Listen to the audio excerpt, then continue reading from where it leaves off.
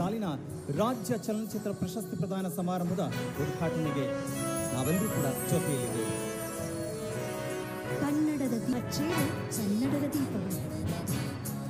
ಒಂದು ಕಡೆ ಕನ್ನಡದ ಡಿಂಡಿಮಕ್ಕೆ ನಾವೆಲ್ಲರೂ ಕೂಡ ನೆನೆಯೋಣ ಕುವೆಂಪು ಸಾಲುಗಳು, ಎಲ್ಲಾದರೂ ಇರು ಎಂತಾದರೂ ಇರು ಎಂದೆಂದಿಗೂ ನೀ ಕನ್ನಡವಾಗಿರು ಅನ್ನೋದಾದ್ರೆ, ಮತ್ತೊಂದು ಚಿತ್ರ ಪೆನ್ಸಿಲ್ ಬಾಕ್ಸ್.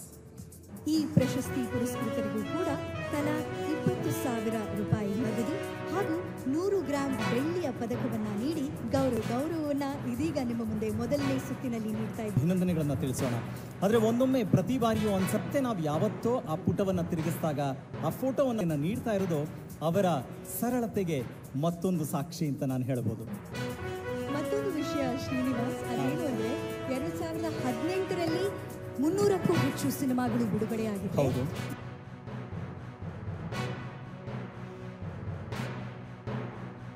ರಾಜ್ಯ ಚಲನಚಿತ್ರ ಪ್ರಶಸ್ತಿ ಪ್ರದಾನ ಸಮಾರಂಭ ನಡೀತಾ ಇದೆ.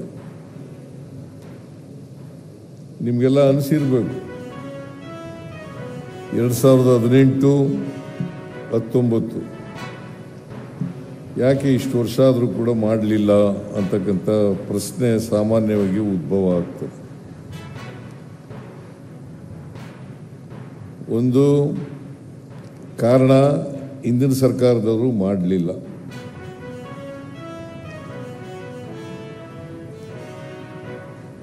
ಜೊತೆಗೆ ನಾವು ಕೂಡ 2.5 ವರ್ಷ ಆಯಿತು ಅಧಿಕಾರಕ್ಕೆ ಬಂದು. ಈ 2 ವರ್ಷಗಳಲ್ಲಿ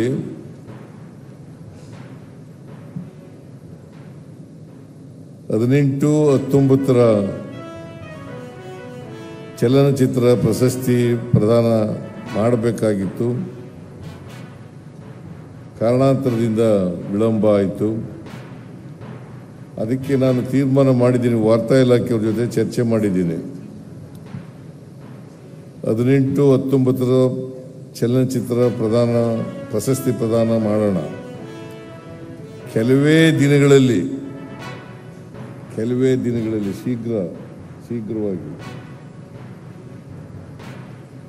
20-21ನೇ ಚಲನಚಿತ್ರ ಪ್ರಶಸ್ತಿ ಪ್ರದಾನವನ್ನು ಮಾಡ್ತೇವೆ ಅಂತಕ್ಕಂಥ ಮಾತುಗಳನ್ನು ಕೂಡ ಈ ಸಂದರ್ಭದಲ್ಲಿ ಹೇಳಲಿಕ್ಕೆ ಬಯಸ್ತೇವೆ. ಇನ್ನು ಮುಂದೆ ಈ ರೀತಿ ಆಗಲಿಕ್ಕೆ ಬಿಡಕ್ಕೆ ಹೋಗಲ್ಲ. ಪ್ರತಿ ವರ್ಷನೂ ಕೂಡ ಆಯಾಯ ವರ್ಷ ಅಂದರೆ ಈ ವರ್ಷ 2024 ಮಾಡಬೇಕಾಗಿತ್ತು. ನಾವು ಪ್ರತಿ ವರ್ಷನೂ ಕೂಡ ಆಯಾಯ ವರ್ಷನೇ ಚಲನಚಿತ್ರ ಪ್ರಶಸ್ತಿ ಪ್ರದಾನವನ್ನು ಮಾಡ್ತೇವೆ ಅಂತಕ್ಕಂಥ ಮಾತುಗಳನ್ನು ಈಗಾಗಲೇ ವಾರ್ತಾ ಇಲಾಖೆಯವ್ರ ಜೊತೆ ಚರ್ಚೆ ಮಾಡಿದ್ದೇನೆ.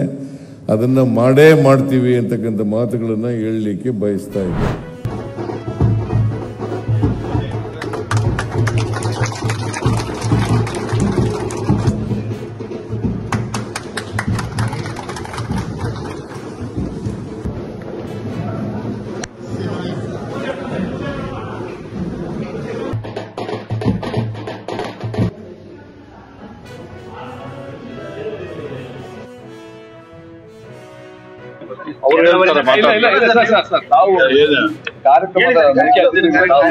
ಸರಿ, ನಾನೆಲ್ಲ ಹೇಳಿ ಆಗಿದೆ ಅಲ್ಲ.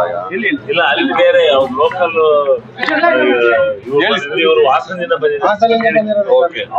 ನೀವು ಕೇಳಿ ಏನದು ಈ ಕಾರ್ಯಕ್ರಮ. ಇದೊಂದು ಸಬ್ಸ್ಟೇಷನ್. ನಮಗೆ ಏನ್ ತೊಂದರೆ ಆಗಿದೆ ರಾಜ್ಯಕ್ಕೆ, ನಮಗೆ ಇವತ್ತು ಪವರ್ ಬೇಕಾಸ್ ನಮ್ಮ ಹತ್ರ ಇಟ್ಕೊಂಡಿದೀವಿ. ಅಂದ್ರೆ ಬೇಕಾಸ್ ಇಲ್ಲ, ನಾವು ಅದನ್ನ ಆರ್ಗನೈಸ್ ಮಾಡಿ ಇಟ್ಕೊಂಡಿದ್ವಿ. ಬಟ್ ನಾವೆಲ್ಲ ಕಡೆ ರಿವ್ಯೂ ಮೀಟಿಂಗ್ ಹೋದಾಗ ಲಾಸ್ಟ್ ಮೈಲ್ ಕನೆಕ್ಟಿವಿಟಿಗೆ ಆಗ್ತಾ ಇಲ್ಲ ಕೆಲವು ಜಾಗದಲ್ಲಿ. ಅದಕ್ಕೆ ನಾವು ಸಬ್ಸ್ಟೇಷನ್ಗಳನ್ನ ಹೆಚ್ಚಿಗೆ ಮಾಡಬೇಕು ದೊಡ್ಡ. ಈಗಾಗಲೇ ಈ ವರ್ಷ 100 ಸಬ್ಸ್ಟೇಷನ್ ನಮ್ಮ KPTCL ನಾವು ತಗೊಳ್ತಾ ಇದ್ವಿ. ಅದರಲ್ಲಿ ಸಮೇತ ಅರಸೀಕೆರೆ ವಿಧಾನಸಭಾ ಕ್ಷೇತ್ರಕ್ಕೂ ಸಮೇತ ತಗೊಳ್ತಾ ಇದ್ವಿ. ಇವತ್ತು ಈ ಒಂದು ಸಬ್ಸ್ಟೇಷನ್ ನಾವು ಇನಾಗ್ರೇಟ್ ಮಾಡ್ತಾ ಇದ್ವಿ. ಅದರೊಟ್ಟಿಗೆ ಸ್ಟೇಟ್ನಲ್ಲಿ ಸುಮಾರು 2,400 ಮೆಗಾವಾಟ್ ಸೋಲಾರ್ ಇದರಿಂದ ನಾವು IP ಸೆಟ್ಗಳು ಸಬ್ಸ್ಟೇಷನ್ ಏನಿದೆ ಅಲ್ಲಿ ಸೋಲಾರ್ನ ಉತ್ಪಾದನೆ ಮಾಡಿ ಅಲ್ಲಿ ಕೊಟ್ಟು ರೈತರಿಗೆ ನೇರವಾಗಿ IPSEಗಳಿಗೆ ಒಳ್ಳೆ ಕರೆಂಟು ಸುಮಾರು 7 ಗಂಟೆ ಹಗಲು ಹೊತ್ತು ಕೊಡುವಂತ ಕೆಲಸವನ್ನ ಇಡೀ ರಾಜ್ಯದಲ್ಲಿ ಮಾಡ್ತಾ ಇದ್ದಾರೆ.